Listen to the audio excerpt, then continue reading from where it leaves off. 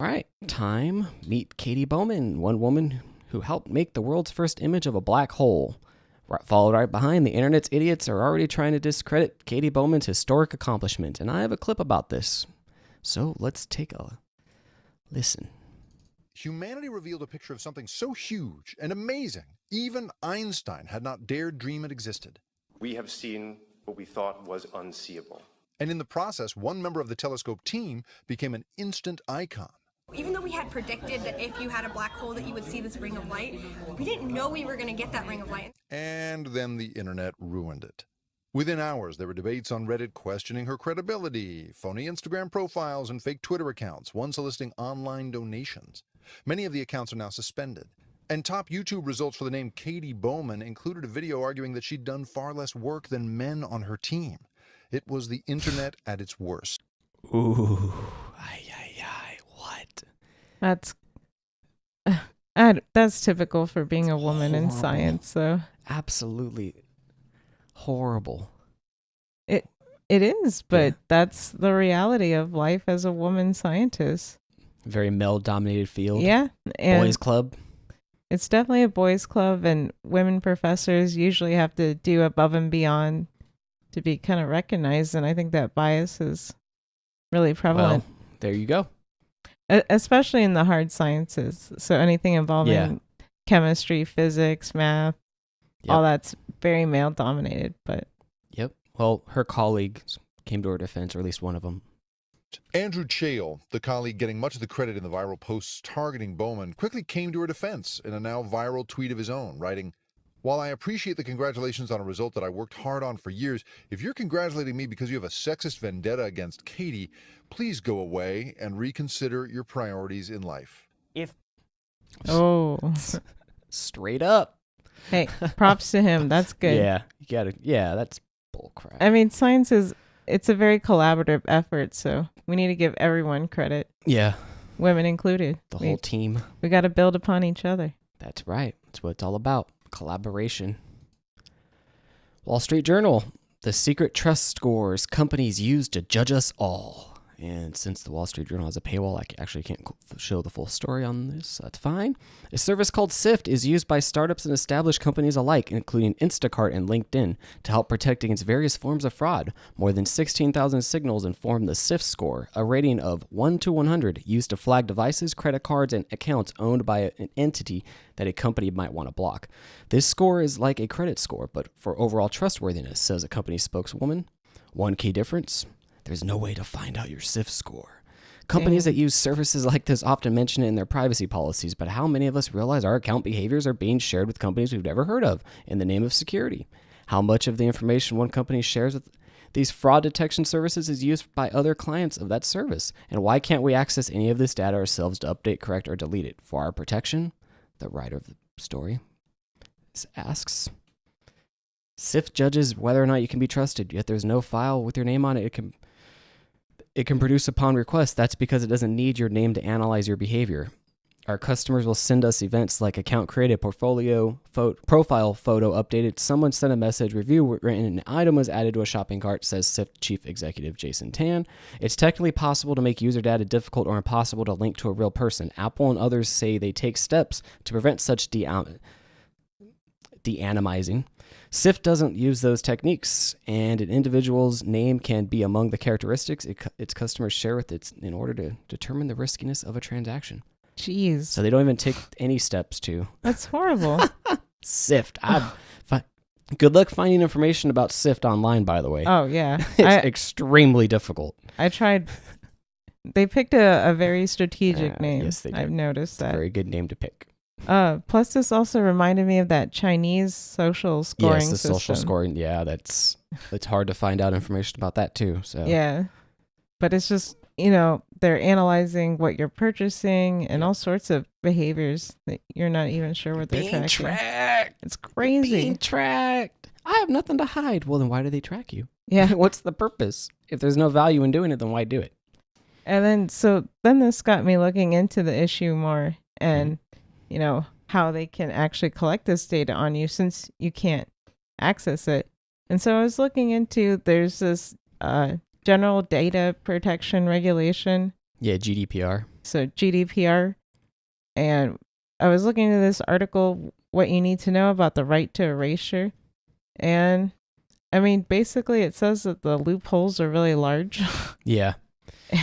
GDPR, I think, went into effect last year because we all got emails about privacy policies being updated to be GDPR compliant from all the companies LinkedIn, all these companies had to be compliant because it was an EU thing. Yeah. And so even though obviously we're not in the EU here at Healthy Talk Show, but because these are worldwide companies, they're supposed to follow these regulations, and they claim that they are GDPR compliant, but it basically says that the right to erasure only applies if your personal data is no longer necessary, which of course they're going to argue that it is to do the function of these companies, which is determine your trustworthiness. So you basically can't really get erased or opt out of this, at least as it stands, which I do not agree with. Well, there's a lot of information about everyone out there. I know. and it doesn't mean that I like it. No. I have nothing to hide, but doesn't mean that I need to be tracked. I know. Bloomberg, Amazon workers are listening to what you tell Alexa. Amazon.com employs thousands of people around the world to help improve the Alexa digital assistant powering its line of Echo speakers. The team listens to voice recordings captured in Echo owners' homes and offices. The recordings are transcribed, annotated, and then fed back into the software as part of an effort to eliminate gaps in Alexa's understanding of human speech and help it better respond to commands. I have a clip from CBS this morning, which we'll play. Alexa, add wrapping paper to the shopping list. I've put wrapping paper on your shopping list. On Echo. An investigation revealed Amazon employs thousands of people worldwide who listen to voice recordings captured by the company's digital assistant, Alexa. Amazon acknowledged the listening and released a statement that said, in part, "We only annotate an extremely small number of interactions from a random set of customers in order to improve the customer experience. Employees do not have direct access to information that can identify the person or account as part of this workflow." CBS News.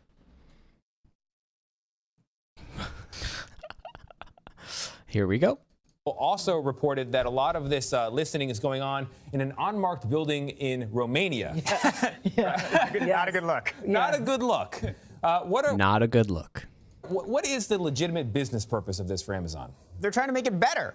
When you say you want wrapping paper added to your list and it hears raccoon paper or whatever it hears, it likes to go back to a human and see why it made a mistake or why it gave you the wrong answer. It is trying to improve the service. Lots of artificial intelligence systems do this. They have the machines give you answers, and they have the humans check it. They feed the humans checking back into the machine gets better. That's for a special kind of party, raccoon paper, right? Yeah, that's right. So the company wants to make it sound as if this is all benign, and it very well might be, but when you have thousands of people doing this and the company saying very small, limited amount, those things don't seem to line up to me. Am I wrong?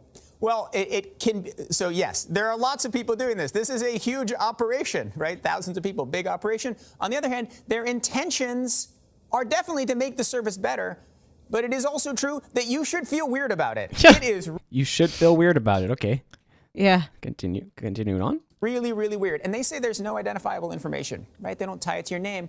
But what if we're talking and I say, hey, Alexa, give this to Major Garrett. Major Garrett's being difficult on set. That's pretty identifiable, and the person's going to listen to it and know what's going on. Right. Yeah. Wow. Yeah. He's like completely. You think this guy's, no, it's cool. We're all good with it. No, then he flips it around. It's pretty funny. But with the AI learning and everything, I just have to throw in this little story. A lot of people don't know about this. Google got a lot of their voice recognition from a service called Goog 411, which was a 411 service that Google had back when 411 would charge, and it was all robotic. It was all AI, whatever, based. So you'd speak to it, and it would give you the phone number, the place you're looking for. It was all processing, crazy. learning speech patterns, learning all kinds of things, Wow. So that's how they got so good so quick. They were See, I giving didn't away know a free that. service, but it's capturing all those voice profiles. It's just another reminder too that there's, actually humans behind this AI learning. We've addressed this before too with the videos and how. What were those centers called? Or what was that? No, I don't remember what the centers were like called. sensor centers or I don't know, moderators. They're called content moderators or something like that. It was for something weird. Or for Facebook. Yeah. It was primarily It's very strange. Facebook, Yeah. but it was again that people still have to sift through this data. Yep. Some other things that kind of stuck out. Mhm.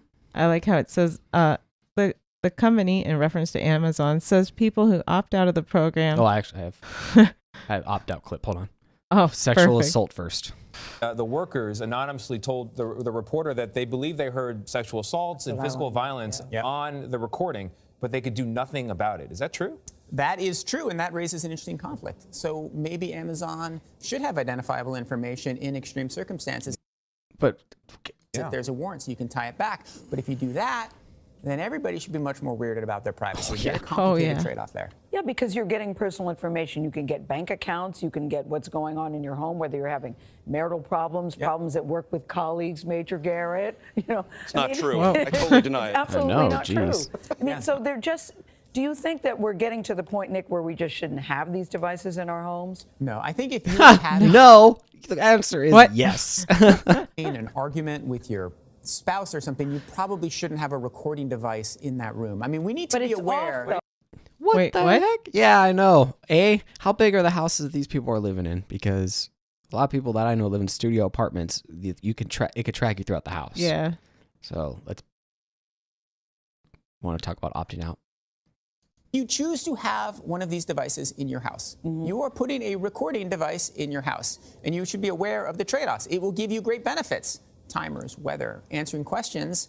But timers, weather, answering questions. Those are the great benefits of the which timers. You can still do if you manually type it in. Yes, it's not that difficult, and typing speed is good. Being able to type is a good skill to have. Regardless whether a human is listening to it, we all know that machines are looking at it. We all know that the data is being fed back into the huge system of Amazon. You need to be aware of what the trade-offs are. Anything you can do about opt out or anything like that? Yes, you can go into your preferences. Now, Amazon does not make this easy, but you can go Of course not. Yeah. Why would they make it easy? Ay, caramba. into your Alexa app on your phone. There's a little hamburger menu on the top. You can click on Alexa Privacy, and then you have two choices. One, you can delete your data, and that will swipe it all away. Delete it. The other thing you can do is you can click a little setting that says something like, don't let Amazon use my data to improve its services. It's trying to push you into not clicking on it, but you can click on it, and then your data won't be fed to the unmarked building in Romania. It occurs to me that Perfect. Except that they say that they still might have their recordings analyzed by people. So you can't And really you were saying about opt opting out. Oh, yeah, you can't opt out. That's true. Yeah. Occasionally, or more from the Bloomberg article, occasionally the listeners pick up things Echo owners would rather keep private: a woman singing badly off-key in a shower, or a child screaming for help. The team use internal chat rooms to share files when they need help parsing a muddled word or come across an amusing recording. An amusing recording like what? That's what? That was in the article. It's crazy. The Intercept reported earlier this year that employees of Amazon-owned Ring, that's the video doorbell company, manually identifies vehicles and people in videos captured by the company's doorbell camera as an effort to better train the software to do that work itself. Jeez. That's scary. Got anything else before I play this Fox Business clip that has nothing to do with this, but it was really weird that this was in this clip? I mean, my other issue too is they're saying that, you don't have identifiable information. Bull crap. But it says in the article that it's associated with an account number as well as the user's first name and device's serial numbers. I mean, that's these devices private. are they're tracked. You can't. And it's just weird too that, I understand that employees want to let off steam, but it's weird when they're trading clips of you that you. So what if you're having a little naughty time with your partner? They're gonna trade those back on those little instant messaging clients. Oh yeah, check this out. Check out this. Ooh, listen to that. Ooh, listen. Oh my. Yeah. Keep these things away from Healthy Talk Show. Fox Business. We were trying to find a report on this for the Amazon Echo. Hopefully the dogs stop barking. And we found this little gem. I thought it was pretty cool. I'm gonna play it. On AI development, China has a very different approach to AI than the U.S. does. Now, this work with the China National University of Defense Technology could be used for surveillance and censorship. And we know that, Bill, that the Chinese have all this data on its citizens. So, you've got the Chinese looking at listening and surveilling in a much different capacity than the U.S. I don't think the U.S. wants to get to where China is, right? Well, there you go. Or do they? Yeah. It just seems like that's the direction that we're currently headed. Yep. And I don't know if enough is being done to stop that. Or if it's too late, honestly. Probably too late. CNET. Law enforcement taps Google's Sensorvault for location data, report says. New York Times, tracking phones. Google is a dragnet for the police. Police have used information from Google's Sensorvault database to aid in criminal cases across the country, according to reports Saturday by the New York Times. The database has detailed location records from hundreds of millions of phones around the world, the report said. It's meant to collect information on users of Google's products so the company can better target them with ads and see how effective those ads are. It's always with the ad selling with these guys. But police have been tapping into the database to find missing pieces in investigations. Law enforcement can get geofence warrants seeking location data. Those kinds of requests have spiked in the past 6 months, and Google has received as many as 180 requests in 1 week. Google declined to answer specific questions about Sensorvault, but said the company has narrowed how much identifiable information it gives to police. For geofence warrants, police carve out a specific area and time period, and Google can gather information from Sensorvault about the devices that were present during that window. The information is anonymous, but police can analyze it and narrow it down to a few devices they might think will be relevant to the investigation. Then Google reveals those users' names and other data. Oh. Wow. What other data? Good luck finding stuff on Sensorvault. Yeah. It's hard. Do a Google search for Sensorvault. You don't find anything, and it's a Google product. Wow. That's weird. Also, so I like the other thing that you mentioned there, that they kind of figure out that a few devices that might be relevant. But then there was an example later where a man was actually wrongfully accused just because he also happened to be in the same area. And what's to protect you from that? Nothing.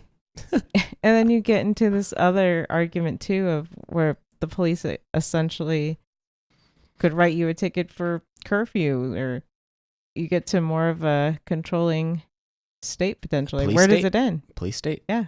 Police state. I was trying not to use those words, but all I'm saying is, what's the limit here? I don't know. We have to establish that as a society. HealthyTalkShow.com. Ask at HealthyTalkShow.com. Yes. Send Let us know. At Discord. Reuters. 2 out of 3 hotels accidentally leaked guests' personal data, according to Symantec. Research released by Symantec Corp on Wednesday looked at more than 1,500 hotel websites in 54 countries that ranged from 2-star to 5-star properties. Compromised personal information includes full names, email addresses, credit card details, and passport numbers of guests that could be used by cybercriminals who are increasingly interested in the movements of influential business professionals and government employees, Symantec said. Odd. While it's no secret that advertisers are tracking users' browsing habits, in this case, the information shared could allow these third-party services to log into a reservation, view personal details, and even cancel the booking altogether, said Candid Woost, the primary researcher on the study. The research showed compromises usually occur with the hotel site when the hotel site sends confirmation emails with a link that has direct booking information. The reference code attached to the link could be shared with more than 30 different service providers, including social networks, search engines, and advertising analytics services. Jeez. More data being compromised. And then this article mentioned Marriott announces Starwood guest reservation database security incident. Actually, let me F11 that, so it looks nicer. There we go. Marriott announces Starwood. Yep. On September 8, 2018, Marriott received an alert from an internal security tool regarding an attempt to access a Starwood guest reservation database in the United States. Marriott quickly engaged leading security experts to help determine what occurred. Marriott learned that during the investigation, there had been unauthorized access to the Starwood network since 2014. Wow. The company recently discovered that an unauthorized party had copied encrypted information and took steps towards removing it. On November 19, 2018, Marriott was able to decrypt the information and determine that the content from the Starwood guest all right. Jeez. It's getting bad. But going back to the GDPR, yes, they said in their defense they're working to be more GDPR compliant. That's good because the EU will crack down, I think. Well, we'll see, but I mean, data leaks all over the place. I actually got an email today from Someone suing Vizio, looks like. Oh. Less than 2 weeks left to get money from a settlement to file your claim online. Purchase a Vizio smart connected TV to the internet between February 1st, 2014 and 2017. You can get free money. The class action alleges that between February 1st and February 6, 2017, Vizio violated privacy and consumer laws by collecting viewing data from certain smart TVs for sale to advertisers without sufficient disclosures. Vizio denies these allegations. The court has not decided who was right. I didn't get money, so that's good. They're spying on me, and I didn't get money for it. Thank you. Thanks, Vizio. What people? We've got to start establishing the boundaries, I would say, for privacy. Yes. Is it's getting very unhealthy. Your TVs are spying on you. Your privacy is valuable. Yes. Keep it safe. Yes. HealthyTalkShow.com /support. KPIC CPS plan for 5G cell phone towers raise health concerns in Moringa. More 5G stuff. I got some clips. Let's take a listen. Sitting at her home office, Ellie Marks has a device that measures her RF exposure. She's surrounded by campaign materials that she's used in a decade of pushing back against ever-expanding cell phone towers. For her, the fight is personal. Her husband started using a cell phone in 1986 and developed a brain tumor in 2008. Used it all the time, held it to his right ear, and the tumor developed right where he held the phone. Researchers do not agree right now about what constitutes safe RF exposure. The FCC and cell phone companies maintain radiation exposure from cell phones is not dangerous. The FCC is lying to the public. So far, every major... Dang. She just blasts the FCC. They are lying to the public. Plus that key word there that they said that health officials have not determined the safe limits. Mm-hmm. And that's because they still need to do these long-term studies. studies. There are no studies, exactly. We have no idea of the long-term health benefits or effects. Has concluded that it's not having a harmful impact. Thankfully, her husband pulled through, but it was her wake-up call. Now she's taking on 5G. Running parallel to this fight against 5G is the race to be the first country to have it. The U.S. has been competing against China. Now all wireless companies claim they'll have 5G this year. Ooh. Yeah. Let's look at the promise of 5G.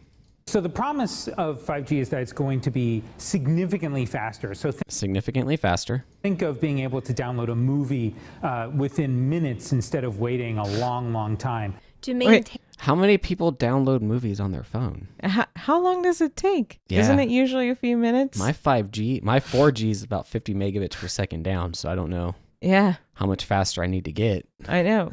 I mean, plus Netflix, they always seem to load really quickly. Yeah, and you're not downloading, you're streaming. Yeah. So are people running BitTorrent on their phones and downloading movies? I don't get it. They're downloading libraries instantly. Of Linux distributions legally? I have no idea. To maintain this speedy connection, cell phone companies claim they need additional cell towers in communities like Moraga.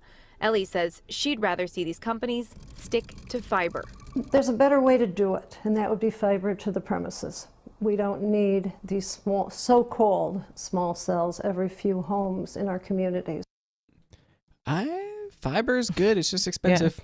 Yeah. I mean, I can't argue with that from a safety perspective. And yeah, it's fiber. Fast. Yeah. Nothing like a physical connection. Yep. And just to trigger people, here's our president, United States, talking about 5G. Secure 5G networks will absolutely be a vital link to America's prosperity and national security in the 21st century. 5G will be as much as 100 times faster than the current 4G cellular network. 100 times faster? What? Wow. That's really fast. It will transform the way our citizens work, learn, communicate, and travel. It will make American farms more productive, American manufacturing more competitive, and American healthcare better and more accessible. Basically, it covers almost everything when you get right down to it. 5G is amazing. What doesn't it do? I love 5G. Wow. Amazing. And just as 4G networks paved the way for smartphones and all of the exciting breakthroughs, they made possible so many things. This so will many be things. More secure and resilient. 5G networks will also create astonishing and really thrilling new opportunities for our people. Wow, that's great. it's probably true, making new jobs, putting 5G everywhere, but well, don't want that. Like I always ask, just out of curiosity, I always ask, what is Europe doing? The Brussels Times, radiation concerns halt Brussels 5G development for now. Oh. In July, the government concluded an agreement with 3 telecom operators to relax the strict radiation standards in Brussels. But according to the region, it is now impossible to estimate the radiation from the antennas required for the service. Environment Minister Céline Fernot said, "The people of Brussels are not guinea pigs whose health I can sell at a profit. We cannot leave anything to doubt. The Brussels region has particularly strict radiation standards for telecom applications. The standard of 6 volts per meter has already led to problems in the past with providing fast mobile internet via 4G in the capital." So they have a problem with 4G. Yeah. 5G is not happening, at least in Brussels. And isn't that where, a lot of powerful decision makers live? Yeah. But props to them. I really liked when she said, we're not using our people as guinea pigs. Oh, heck yeah. Fantastic. That's right. And your job is to serve the people. Yeah, that's good. Yeah, protect the people. Well, yeah. At least look out for their best interest. Jeez Louise. From the chat and saying this is basically another way to charge more. Absolutely. Probably true. Oh no, that's they're all the companies, all these 5G plans that are going to roll out. They're all going to be $10 or $15 more. I think Verizon already announced theirs, and it's already $10 more or something. What? It's just a way to raise the price. Yeah, it's better. It's more efficient. It's the best, but we're going to charge you more money for it. Wait a second. Can't I just stay with the 4G? Can I go back to 3G and get charged less? I'll take 3G. I'm good with that. Can I take a lower number? 2G? Yeah, 2G. 2G. 1G. 2G is a little slow. All right, the next web. Meet the biohackers who are putting technology into their own bodies. A world in which everyone is wearing powerful computers on their faces may be out of ways, but there are already those looking to past it. To some, the logical endpoint of humanity's relationship with technology is full integration, the augmentation of the brain, the augmentation of the human body. The augmentation of the human body with tech. This is known as biohacking, and there is already a community of those dedicated to the practice. There are a variety of examples, largely coming out of the U.S. and largely performed in DIY environments. From injected serums claiming to cure HIV to the insertion of magnets into fingertips, the biohacking industry is seemingly open to anything. All right, I'm ready for the clip on this. Yes, and the BBC did a good thing called Meet the Biohackers, and let's check it out. Have you got something for me? I've got a chip in my hand. Oh my god. Yeah. And that has my directions on it. It does have your directions. Oh, I can see the chip. It feels a bit like a matchstick in there. Kind of. That sort of size. Yeah, it's about the size of a grain of rice. Okay, so how do I get my directions from this? So you just bump your phone against the chip, hold it against there, and there you go. Oh yay! And there it is. There it is. It's read the address off that straight into Google Maps. Straight into Google Maps. That is practical. I'm going to put a little chip in my hand. I'm assuming it's NFC, and just so I can program it to do things. Yeah. So I guess I would assume he uses it for light switches at the house. I don't know. His car, maybe. What do you think? I don't understand. Can he the just use. text people his address as opposed? Yeah, hey, scan my hand. Here's the address. Yeah. Yeah. All right. Next one. Meet the biohackers, Livu Babitz. I meet the next biohacker on Hampstead Heath in London. Liviu Babitz has developed something called the North Sense. He can literally feel north. What's inside here? Lots of electronics. So you have a compass chip, you have a Bluetooth, and lots of other stuff that are making it work. And how is it attached? So there are 2 titanium bars going one from here to here and one from here to here. Oh yeah, I can feel them. Yeah. And the bar in here. Piercings here. They're still a bit red. How fresh are they? So they're not that fresh, but with all the people touching, pushing. With all weirdos like me. Go round, face north. Oh yeah. Yeah. He vibrated. If you didn't get to hear that in the audio, I don't know if it'll come through. It vibrated. Yeah. So that's north. There. Yes. It's like you're getting a text message with your phone in your pocket. It's vibrating when you hit north. Yeah, it's a vibration, yes. He wants it. Yeah, it's a vibration. That's Is to be the start of an entirely inbuilt navigation system. One of the things that we speak about is to end what we call generation screen, which is that thing of walking on the street. Is it this way? Is it that way? I do a lot of Should that. How does it? Where does it? And Which way am I facing? Yeah. And then you walk on the street because you want to get somewhere, but you have no idea what happened in the world around you because all you did was to stare at that screen. You needed it because you needed to get to that place. But imagine you would not need that and you could navigate the world exactly like a bird and you would know exactly where you need to go all the time. Blind people could navigate. It will connect to the virtual reality world. It will connect to social media. You could sense where... very interesting. Yeah. I agree with that in certain respects. I like the idea of having people wearing glasses with screens on them. If they're going to have screens, might as well just put it right there, but not in the body. Yeah, that's it. Keep it outside of the body. Point. But yeah, I mean, you notice too how difficult the healing process is, that it doesn't quite heal. yeah, well, yeah. It's because it's all DIY. And Yeah, but you have the same thing even with the piercings. Like if people get piercings, Yeah. sometimes they don't heal well, or the body's, is rejecting a foreign object. So All right, let's learn about the biohacker Rich Lee. Rich Lee is a 40-year-old cabinet maker from St. George in Utah in the US. So basically I strap this onto my arm and it basically charges my body. It's great for, it's like a taser. Can do fun pranks where I just grab a doorknob and then just wait for somebody to come up and they get electrocuted. I think it's hilarious. He's got an interesting sense of humor. Yeah, that's great. Also, a grinder, a biohacker that does extreme body modification. So I've got a magnet right here in this finger, right on the side, and then another one on my middle finger right here. On the other side of my hands, I've got a small NFC chip. It's about the size of a grain of rice right here. I've got another NFC chip right here. It's about yay big. Over here, I've got a biotherm chip in my forearm. And then up here, I've got headphone implants right in my tragus, this little bit of cartilage. Yeah, you didn't see that part? No. That you've got right at the front of your ear. See, and I don't know, when I go out to a restaurant or something like that, and I'll just be messing That's with cool. it at the table. Practical. It always captures people's eyes, and they're like, wow, how's he doing that? Hey, I'm sure you could get some ladies with that trick. Yeah. Wow. Do you want to learn about CRISPR mods? Let's hear it. CRISPR is probably the most extreme and controversial kind of biohacking. It's a technique used by scientists to target and edit your genes. And while scientists are still working out the limits and dangers, Rich is experimenting at home. He says if he gets it wrong, he could kill himself.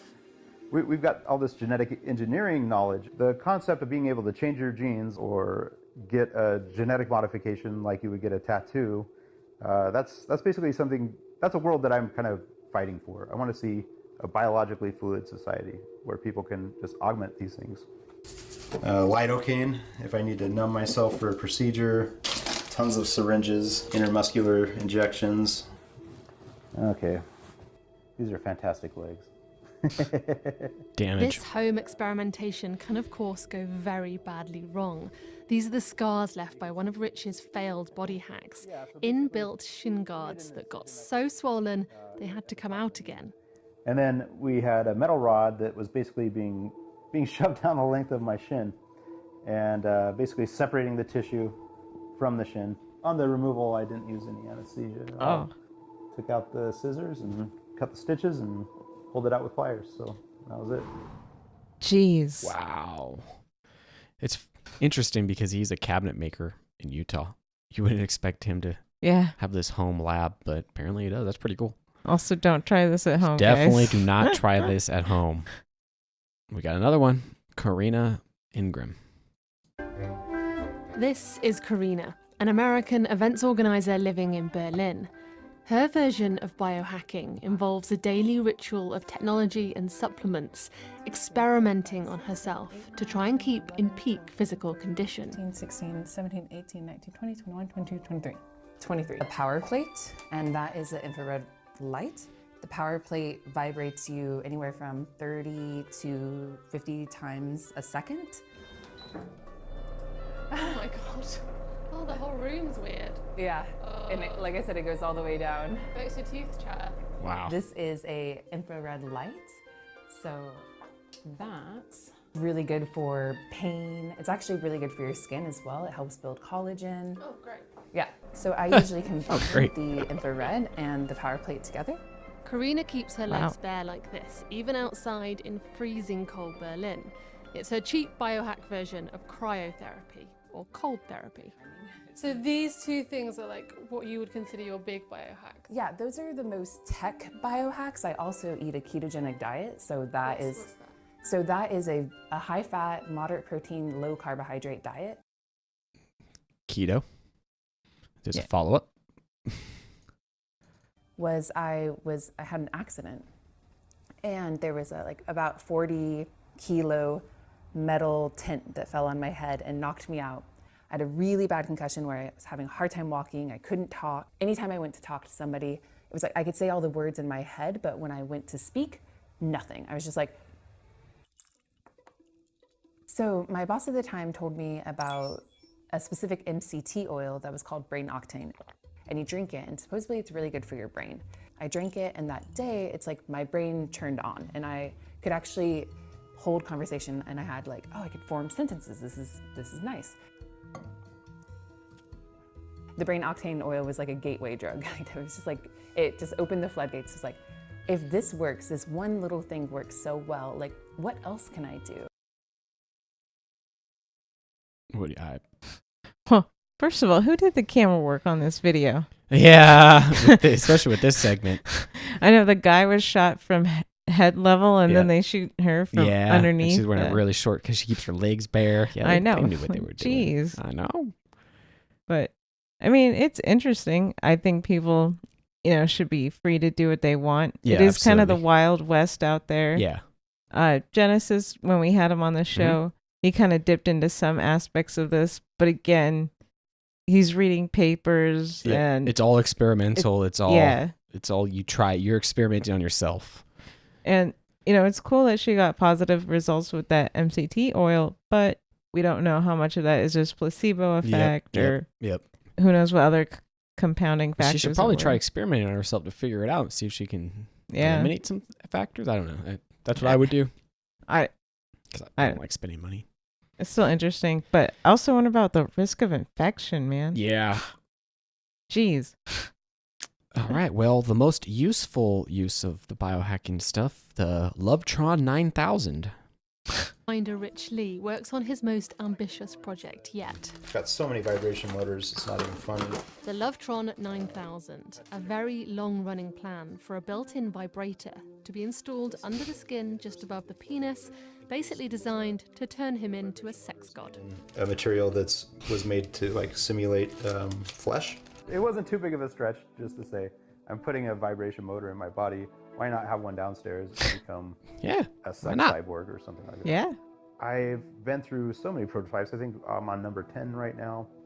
I was really close to implanting number 7, and right before implantation, I was running for some final tests, and there was just a small switch that broke inside. I estimate that I've sunk maybe $15,000 into it. Jeez. Still running into hurdles, but we're getting there. My parents and my kids have been really supportive.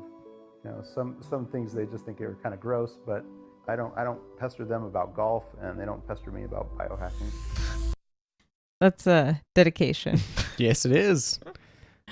Biohacking. There it is. Yeah. Thank you so much for watching. For more content like this, please check out our podcast over at healthytalkshow.com/subscribe.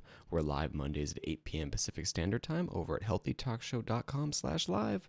Love and light.